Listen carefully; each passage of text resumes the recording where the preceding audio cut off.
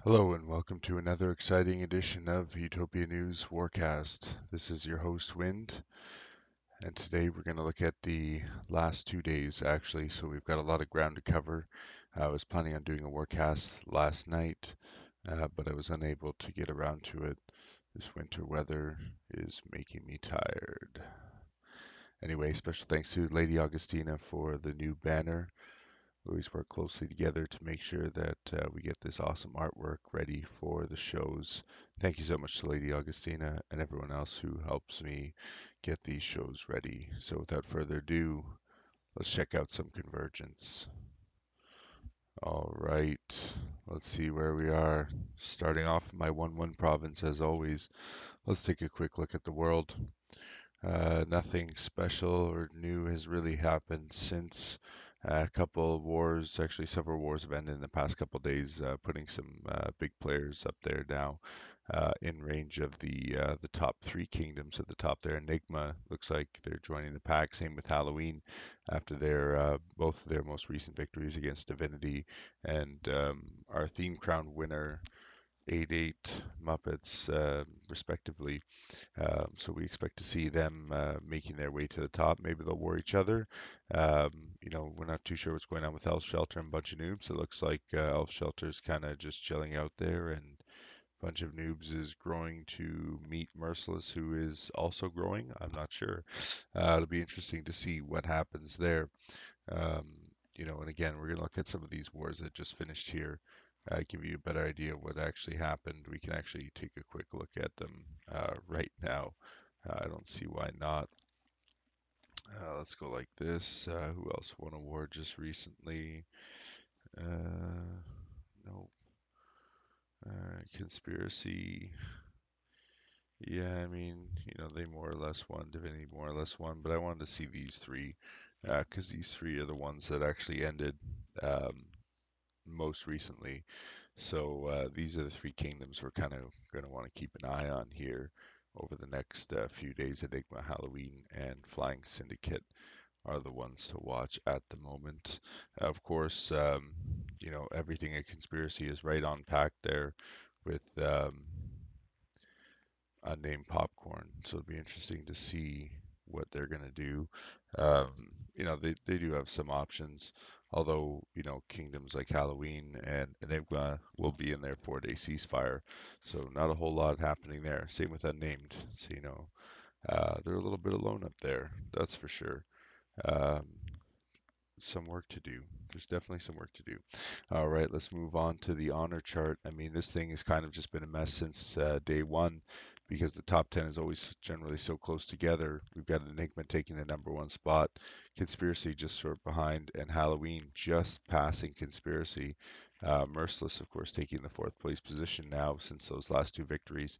It's very doubtful that they'll be able to maintain the top 3 honor position, especially if either of these three go to war, or for instance, if 7-5 goes to war, or Themeramism or Flying Syndicate. Honestly, if any of these guys go to war and win their war, Merciless is going to have a hard time staying ahead in the honor game there. All right, let's see who's at war. The last war that started was Need for Speed and Mixed Nuts. Got some names on the board now that we recognize. We got We Hurt at war. We got shout out to Blackjack Marauders. Who else we got here? Army of Darkness, Themeless, The Myth, Censored by Utopia, Muppets Gone Bad, Halloween Villains. We got the Fake 4-4, Evolve, probably the Fake Kingdom, or just a new kingdom that's their name. Maybe, who knows? StarCraft, we got MYTHCRAFT, Parabellum's always advertising. Parabellum very active in the forums. And the Discord server. Shout out to Parabellum and everyone in their crew. Outlaws, Enigma, Divinity. Who else we got here? Empyreans, Fluffy, the Bishop Kingdom, Mythos, and of course, Hello Beaches is are Cumberbatch. Of course you are. Of course you are. All right, let's move on. As I said, we have lots of wars to cover. As you can see at the top here, we have quite a bit going on. Let's take a quick look here, make sure we're not missing anything. Awesome. Looking good over there. Everything seems to be good and is recording, so we will continue on. Star Babies. It looks like this is Is this the first war? Yeah. Star Babies looks like they're losing their war to Empyreans. Quick look at the net worth side. Land shows Empyreans just farming out the land. They've been in control of this war since the beginning. I'm not sure what Star Babies is prolonging here.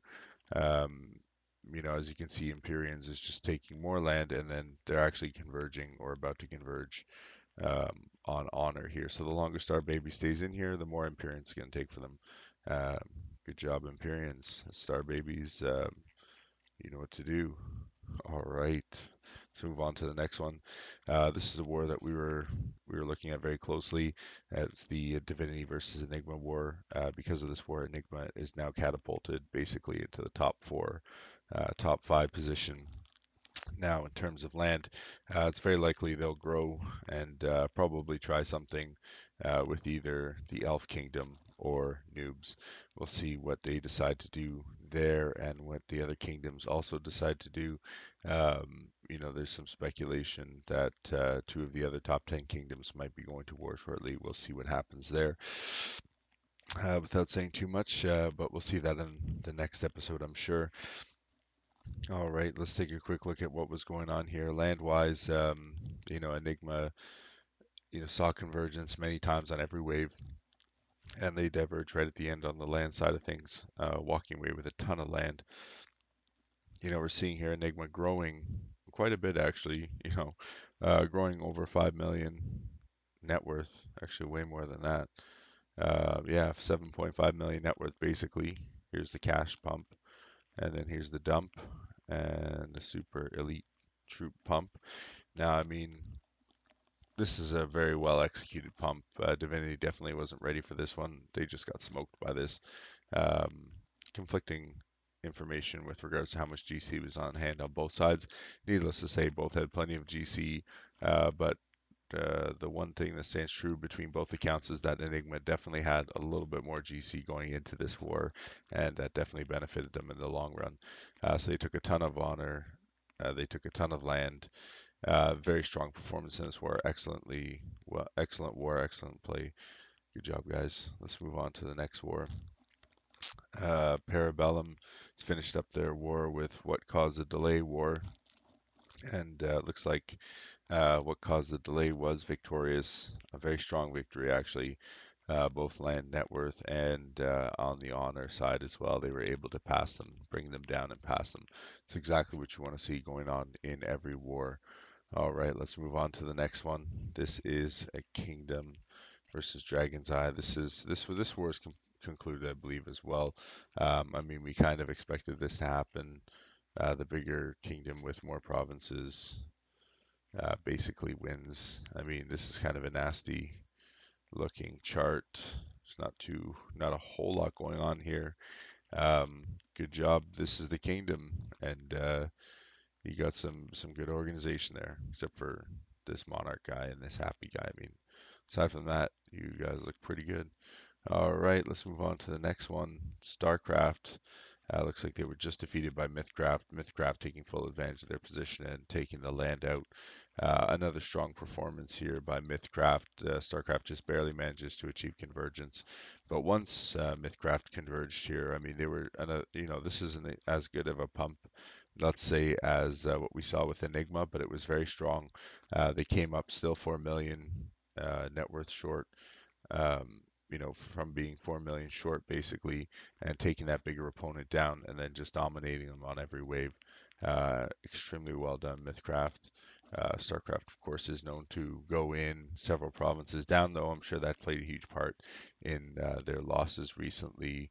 Going into so many wars with so few provinces versus the enemy never bodes well, especially when the enemy has a good tactical strategy going into the war. All right, let's look at the next victory. As I said, there are a lot of victories here, some from March, some from the April cast that we're doing today. So we're just going to get through them all just to do shout outs to everyone and kind of give you an idea where everyone is and why they are there. Unnamed Kingdom in popcorn mode. Again, this is one of the top 10 kingdoms to keep an eye on at this time. They just finished their war up with recruiting PM, and as you can see, they got some nice land here, putting them into the top 10. You know, they're just cresting at 80. That's kind of around where the top 10 is currently right now. Majority of the world, though, is around 60 to 70K, somewhere around there, maybe even less, 50K.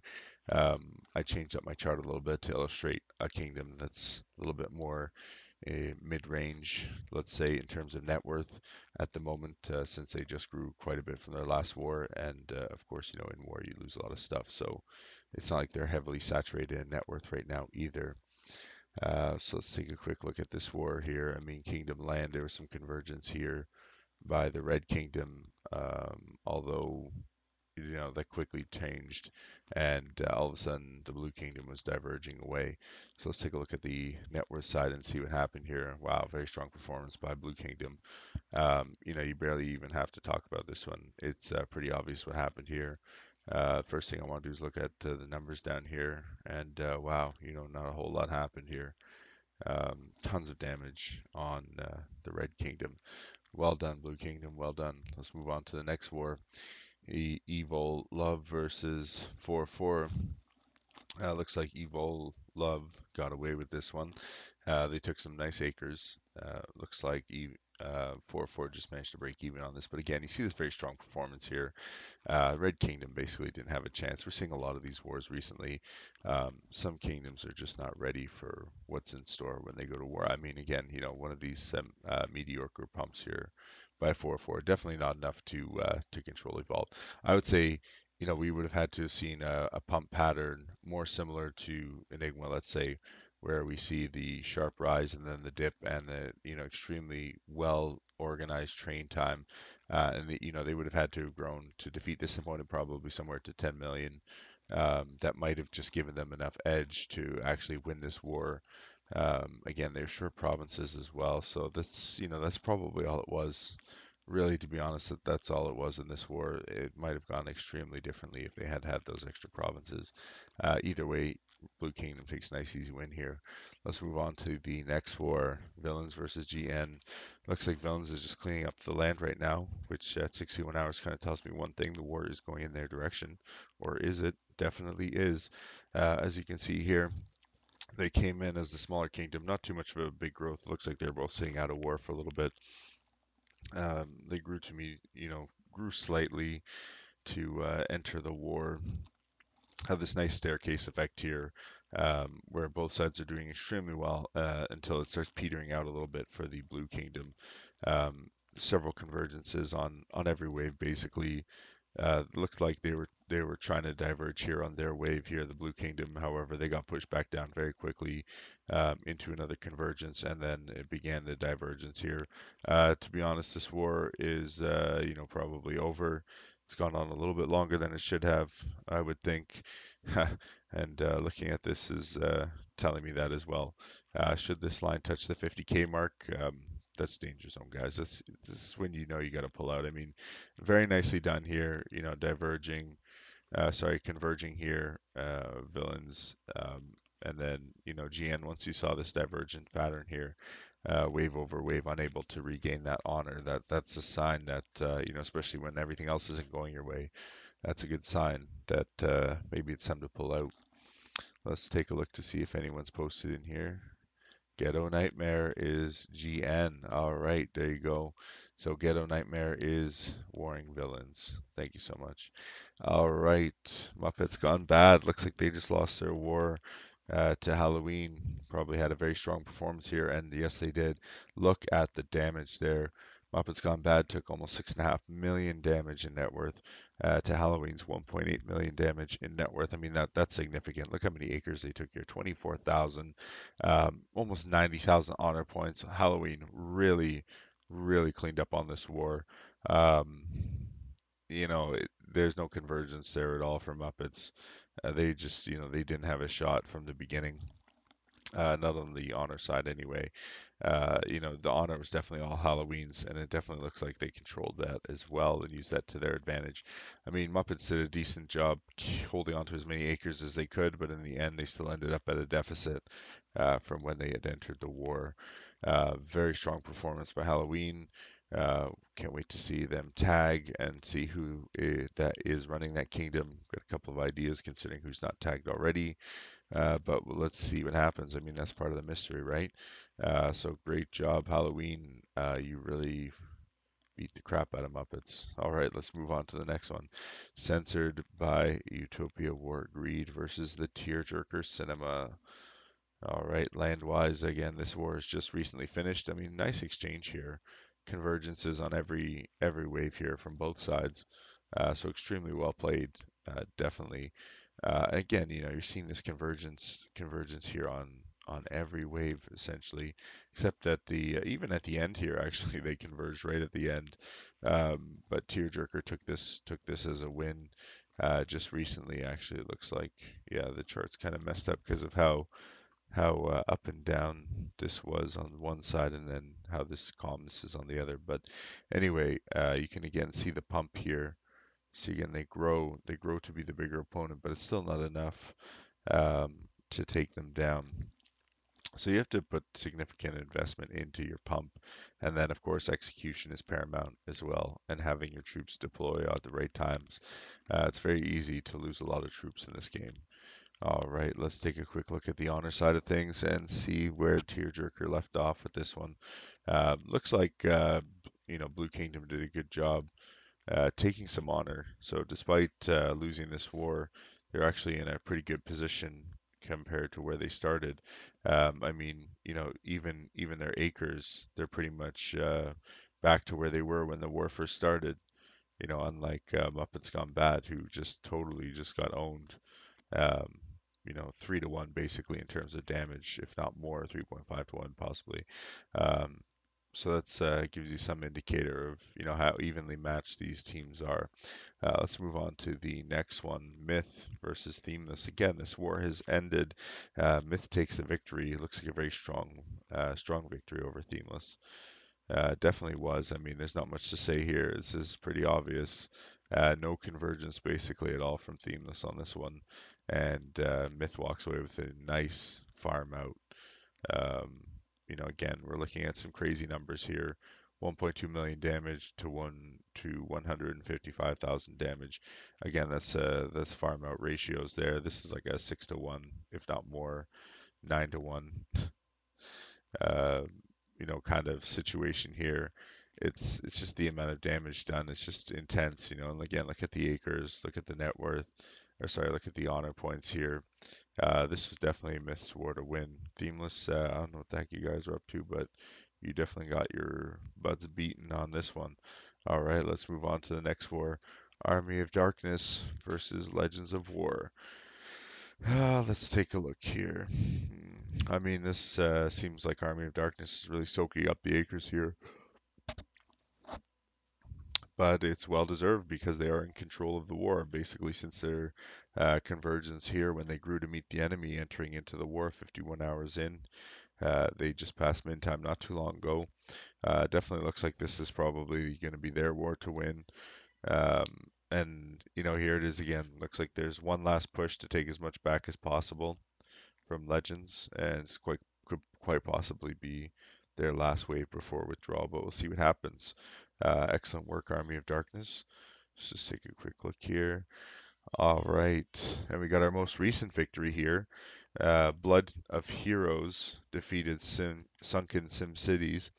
Very tight exchange here. I wonder, what exactly was going on. Maybe not too many armies were marching here.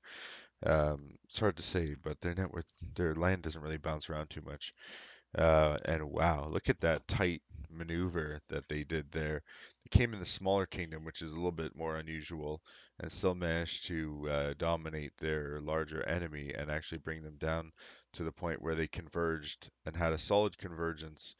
Doesn't look like there are too many chains going on in here. That's probably why this war played out the way that it did. But you've got this solid convergence that's stuck for who knows how many days here, and that was their victory point. And as you can see, I mean, the amount of damage being done to them is almost negligible on both sides, which kind of leads me to believe both of these sides were just gaining a little bit. Um, check on the honor side of things will really tell us a little bit more. Interesting. I mean, both sides were definitely very active on the TM side of things, I think. Um, but it doesn't seem like Blood of Heroes is really able to dominate them there. In fact, they kind of, were losing honor for the better part of the war. So it's interesting to see their victory there. But I mean, again, if you look at the net worth side of things, it doesn't seem like the Blue Kingdom is really prepared to deal with them at that time. All right, let's move on to the next war. We've got VC versus Blackjack Marauders. Shout out to Blackjack. Looks like they're having a good, strong performance here on the net worth side of things. They have a strong convergence here, and it looks like the enemy is just taking a beating. I think I do have some notes with regards to this one here. Um, let's take a look. I might have to check my notes. All right, here it is. So apparently somewhere around here, the war started, and at about, where is it? About this point here, looks like Blackjack's armies returned home from their out of war march, which is extremely long compared to a war march. At this point here, this is when they really started to do the damage.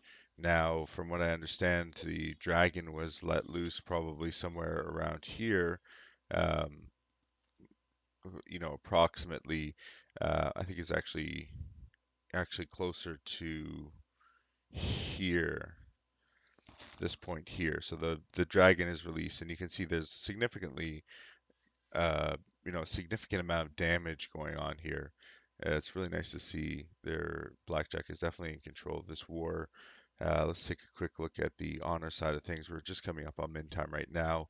Yeah, absolutely. See some nice convergence here, but with such a strong divergence and the dragon being out there, I just don't see VC being able to pull this one back.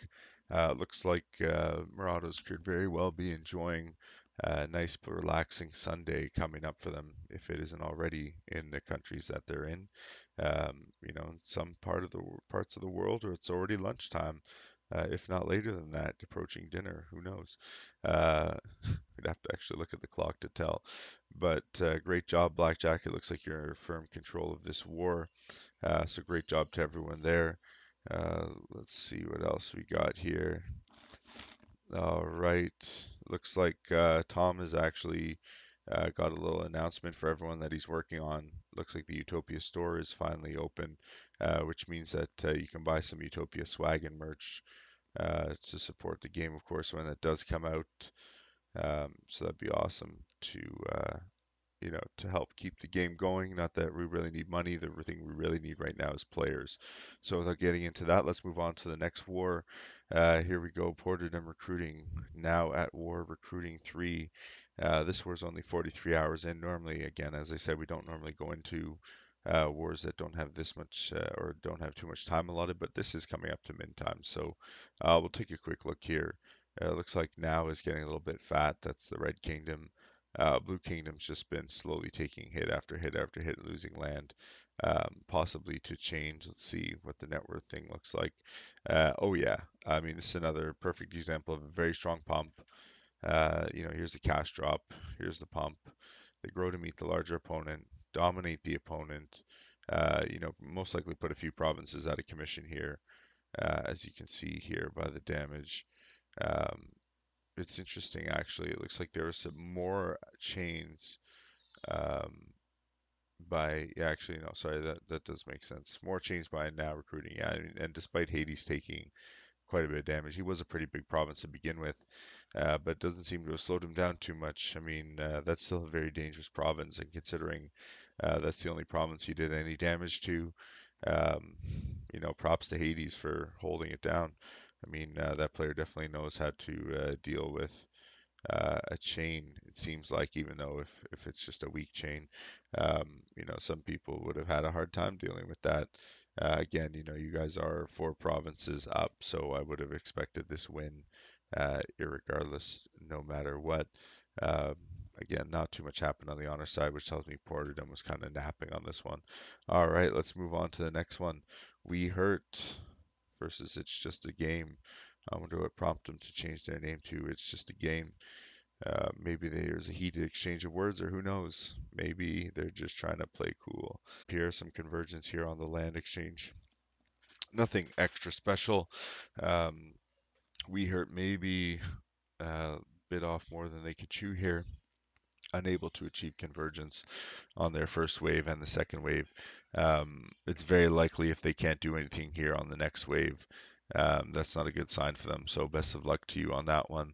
Looking at the honor side of things, you're actually negative. You're coming up to a deficit now since you entered this war. So not exactly the best position for We Hurt right now. But time will tell as to what's actually going on. Just a quick look at the numbers here.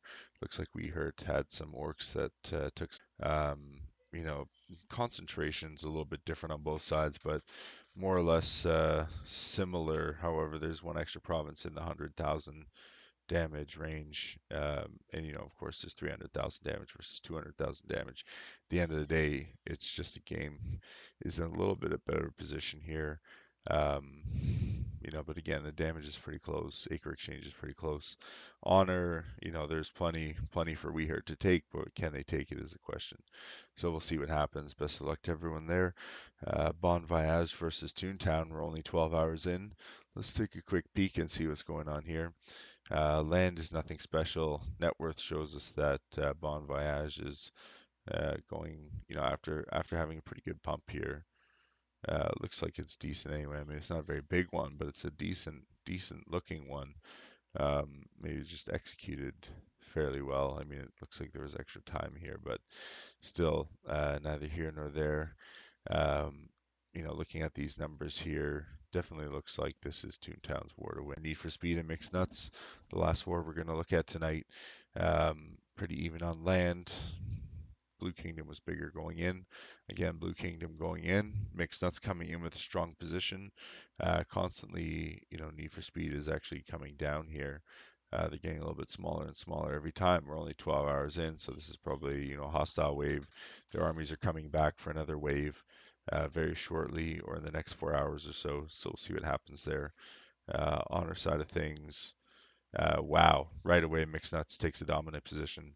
I'm just going to go out on a limb here and say that Mixed Nuts is probably in a great position to win this war. All right, now without further ado, I'm going to show you the chart. This is the chart of the world. We're going to use 6.5 as our baseline.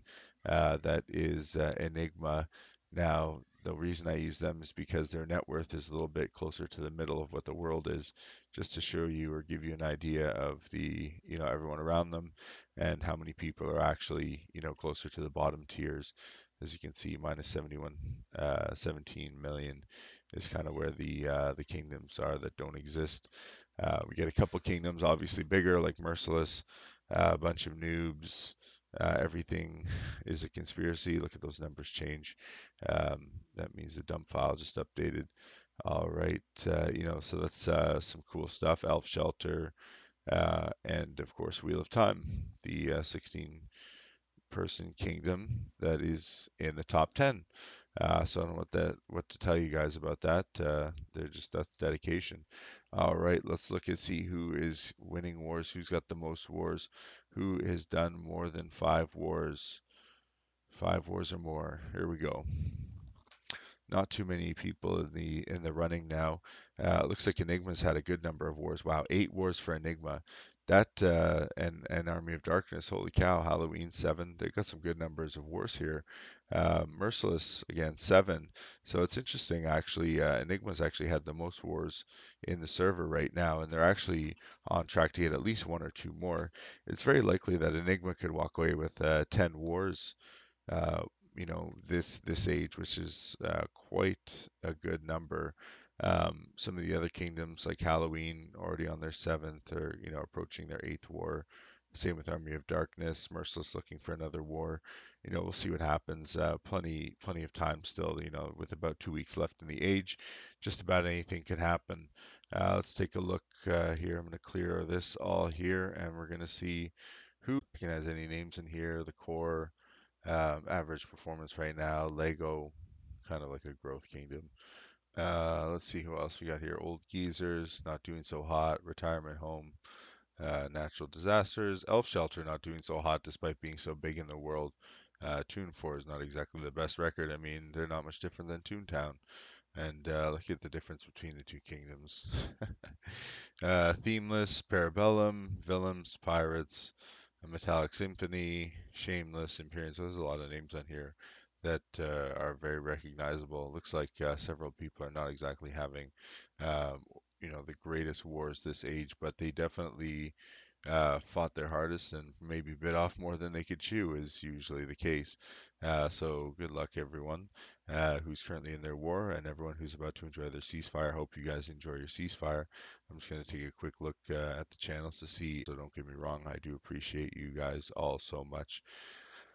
All right, so that's all we have for today. Again, special thanks to Lady Augustina for making me a new banner, and thanks to everyone who's watching live, and of course, people who are going to be watching later during their breakfast, coffee, lunch, dinner, whatever it is that you do when you watch Win Presents the Utopia News Warcast. Thank you so much for joining, everyone, and I hope you have a great night, day, afternoon, whatever time it is. Thank you so much, everybody. Have a good one. We'll see you next time. Bye now.